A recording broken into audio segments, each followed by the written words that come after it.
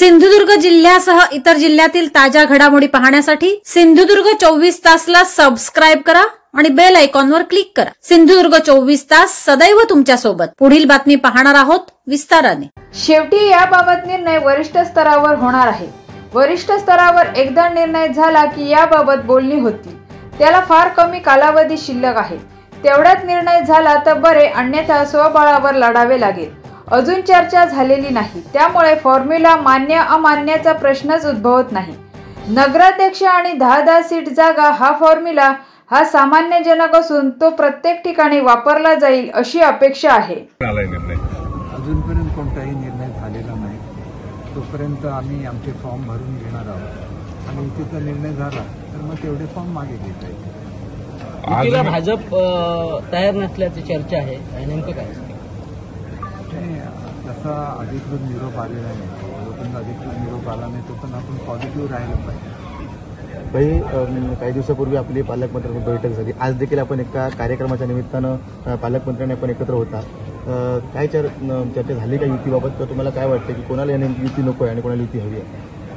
शेवटी असं आहे की हा निर्णय वरिष्ठ स्तरावरून होणार आहे। वरिष्ठ स्तरावरून एकदा निरोप आल्यानंतर या संदर्भातली बोलणी होती आणि त्याला तर फार थोडा कालावधी शिल्लक आहे। तेवढ्यात झालं तर होईल, नाही तर मग स्वबळावर प्रत्येकाला निवडणूक लढवायला। साहेब, जे युतीचे फॉर्म्युले जे येत आहेत ना, ते मालवणसाठी 16/4चा किंवा सावंतवाडीसाठी 12/8चा येतोय आणि ते जे फॉर्म्युले आहेत ते कुठेतरी शिंदे सेनेला मान्य नाही असं सांगितलं जाते। नाही बघा, अजून काही चर्चाच झालेली नाही, त्यामुळे फॉर्म्युला मान्य अमान्याचा प्रश्न उद्भवत नाही। नगराध्यक्ष आणि 10 सीट असाच एक सन्मानजनक फॉर्म्युला असतो आणि तो प्रत्येक ठिकाणी वापरला जाईल अशी अपेक्षा आहे। कणकवलीचा त्याला असाच अपवाद आहे, परंतु अशा पद्धतीने केलं तरच सन्मानजनक युती होऊ शकते आणि त्याच्यामध्ये मला असं वाटतं की अशी काही चर्चा झाली नसल्यामुळे कुठला फॉर्म्युला सांगितला, कुठला नाकारला असा प्रश्न होतो। आज अर्ज दाखल करणार होता, आमचा अर्ज आम्ही उद्या दाखल करतो। युतीची शक्यता आता आहे की मावळलेली आहे? असली किंवा नसली तरी निवडणूक तर लढवायलाच लागेल, त्याच्यामुळे युती असली तरी निवडणूक लढवायला लागेल, युती नसली तरी निवडणूक लढवायला लागेल। स्वबळावर निवडणूक होईल। इकडे काय नाही, चांगल्या वातावरणामध्ये निवडणुका पार पाडाव्यात। थोड्या दिवसाच्या निवडणुका असतात, त्याच्यामध्ये चांगलं वातावरण राहावं, एकमेकांशी चांगले संबंध राहावे एवढीच। भाई, मालवणमध्ये एक पत्रकार परिषद झाली भाजपच्या नेत्याची आणि त्यांनी म्हटलं की शिंदे सेनेचं अस्तित्व मालवणमध्ये शून्य आहे। अशा तऱ्हेचं वक्तव्य करणं चुकीचं असतं, कारण तिथले आमदारच मुळात शिवसेनेचे आहेत, त्याच्यामुळे असं वक्तव्य करताना थोडंसं त्यांनी संयम बाळगला पाहिजे असं मला वाटतं। भाई, राज्यामध्ये महायुती 50-50% आहे आणि काही ठिकाणी आमनेसामने देखील येण्याची शक्यता आहे। बघा, शक्यतो युती व्हावी अशीच भूमिका ही सर्वच पक्षांनी घेतलेली होती आणि त्याप्रमाणे होईल अशी आपण अपेक्षा करू। साहेब, अमित शहांची अजित पवारांनी भेट घेतली, काही चर्चा सुद्धा झाली का? मला स्वतःला अजित पवार सध्या जमीन घोटाळा या प्रकरणी जमाले यांनी कारकीर्द केले त्यांना आणि त्यांनी म्हटलं सद्सद्बुद्धी ठेवून त्यांनी राजीनामा दिला अशी मागणी करतात। होय, या बाबतीत मी काही कॉमेंट्स करणं बरोबर नाही। शेवटी अजितदादा हे एक मोठे नेते आहेत, महाराष्ट्राचे उपमुख्यमंत्री आहेत आणि स्वतःच्यावर झालेल्या कुठल्याही आरोपाला उत्तर देण्यामध्ये ते निश्चितपणे सक्षम आहेत।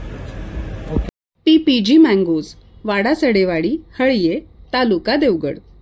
देवगडला आलात तर इथे याच का?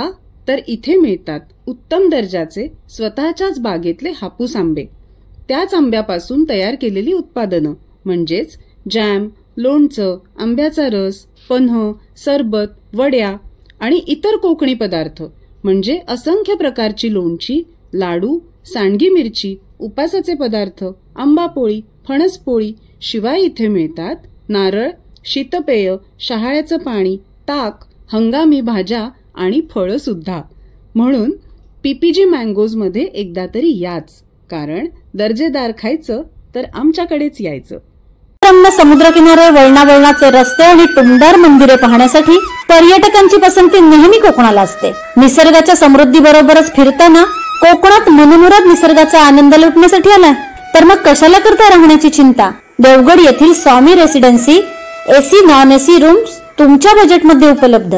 संपर्क 917511 0202 942114 5424 8600 7307 00. मग कसला विचार करताय? येताय ना देवगड येथील स्वामी रेसिडेन्सीला भेट द्यायला. सिंधुदुर्ग जिल्ह्यासह इतर जिल्ह्यातील ताज्या घडामोडी पाहण्यासाठी सिंधुदुर्ग 24 तासला सबस्क्राईब करा आणि बेल आयकॉनवर क्लिक करा. सिंधुदुर्ग 24 तास सदैव तुमच्या सोबत.